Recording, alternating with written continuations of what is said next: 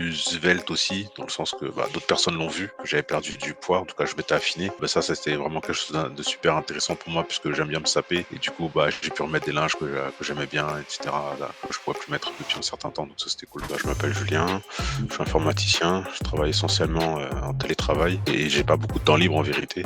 Entre le travail et les enfants, il reste très très peu de temps libre, un peu le week-end, mais la journée commence à 7 heures et finit à 22 heures. Donc avec Stéphane, on a trouvé des petits moments entre midi et deux pour faire des travaux ou d'exercices qui font bien. Quelle était ta situation et ce qui te posait problème au quotidien? Est-ce que tu avais déjà essayé des choses pour arriver à tes objectifs? Alors c'est le problème principal, c'est le manque de temps, faire des exercices de manière régulière et les enchaîner, les mettre dans une routine en fait. Au niveau nourriture, je pense que j'étais pas bien, mais pas pour les raisons qu'on peut penser, c'était pas junk food ou plutôt de la mauvaise quantité, de la mauvaise qualité. Là, toi, ta situation de base, c'était principalement ton objectif, c'était de perdre du poids, toi.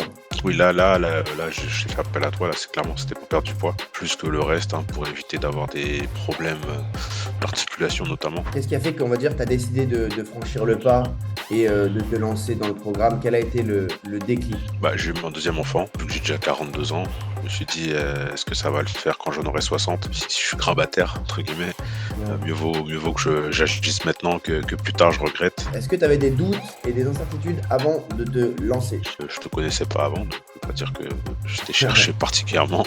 La manière dont tu expliquais les trucs était intéressante. Je me suis dit, ça vaut la peine d'essayer. J'avais pas des doutes, étant donné que j'avais déjà fait un coaching sportif. Donc sur cette partie-là, je savais que ça pouvait bien se passer. Comment est-ce que tu as vécu le coaching? Qu'est-ce qui t'a aidé? Qu'est-ce que tu as bien aimé? Alors j'aime bien l'aspect sportif, il est très bien. J'ai rien à redire là-dessus, hein. C'était adapté à mon niveau. Au niveau nutrition, les premiers éléments que tu m'as donnés, où il y avait des exemples types de menus, moi ça m'aide beaucoup. Est-ce que tu as ressenti des changements tout au long de ce coaching? Ouais, là en forme, je suis plus en forme, hein, clairement. Là, il y avait un exemple très clair. Il y a, quand je rentre du travail, il y a une pente, pas très inclinée, je sais pas, 8-9%. En général, j'arrive, je la monte, je sais pas, c'est peut-être 2 kilomètres.